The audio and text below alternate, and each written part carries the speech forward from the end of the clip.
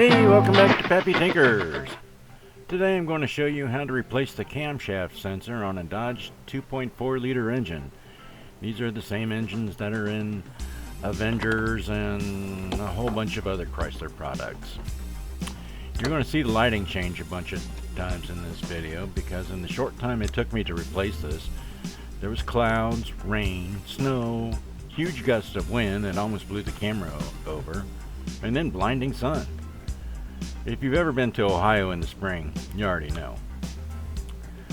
Anyways, this is a pretty simple repair with a minimum of tools needed, just some tight places.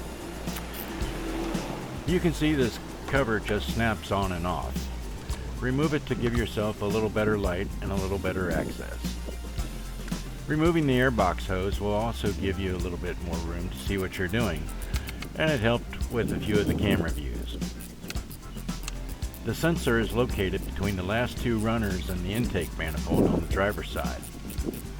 When you look at the big wire harness, you can see two wires that drop out from the bundle and go straight to the camshaft sensor.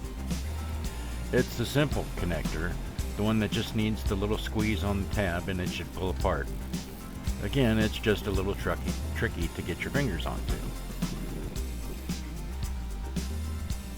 The sensor is only held on by a 10mm bolt, and because of the place and the angle, you'll need an extension to get the socket on the bolt. Do be careful not to drop the bolt because it sure is a pain to try to get to.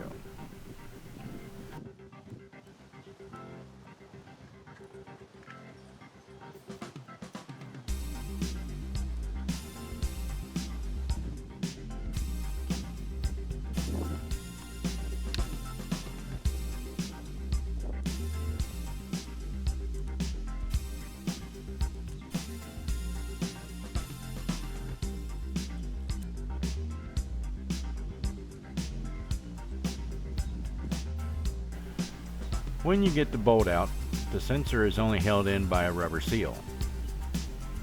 Sometimes wiggling will get it loose, or you may have to give it a gentle nudge with a screwdriver to break the seal.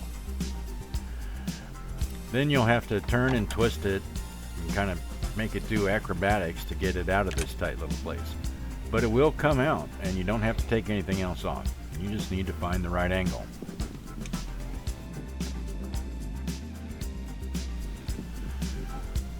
When it's out, inspect the end of it, looking for strange wear or metal shavings. If you see any of those, then you got some bad things going on with the inside of your engine.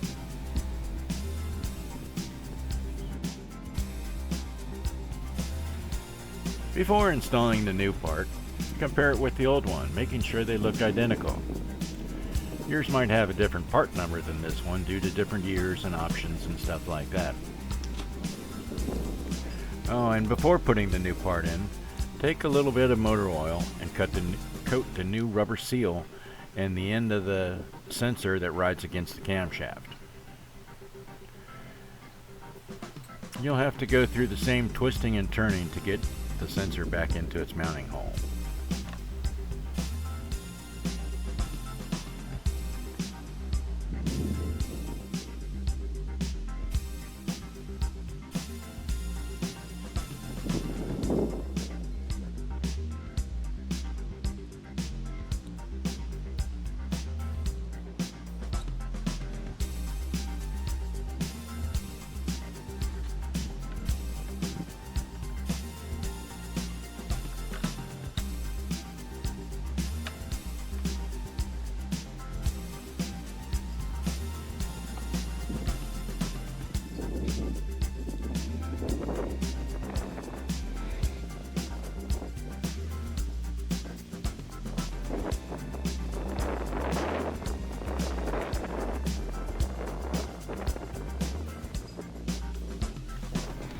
A helpful trick for getting the bolt into the proper place is to take a little dab of this electrical grease and put it in the socket.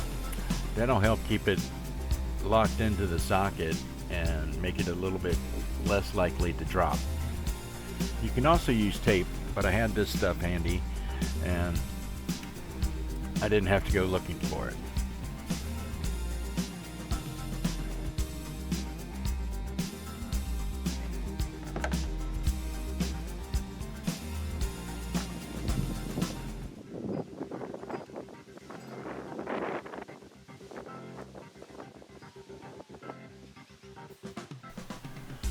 Once you get the bolt in the right place, gently twist the sensor to line up the bolt hole to make sure you don't cross thread anything, because the sensor will go in at multiple angles, but you just have to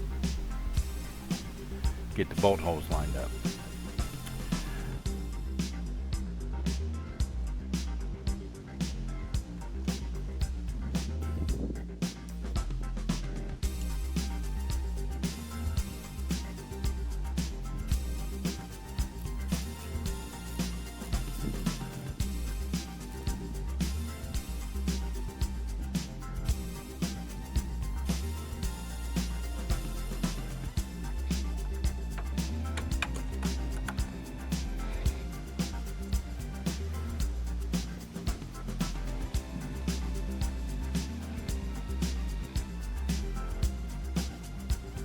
Reassembly is basically the same in reverse, although the wire connector gave me some trouble trying to line it up. There just isn't enough room to see if you have it turned the right way, and there's no extra length to this wire. It only fits one way.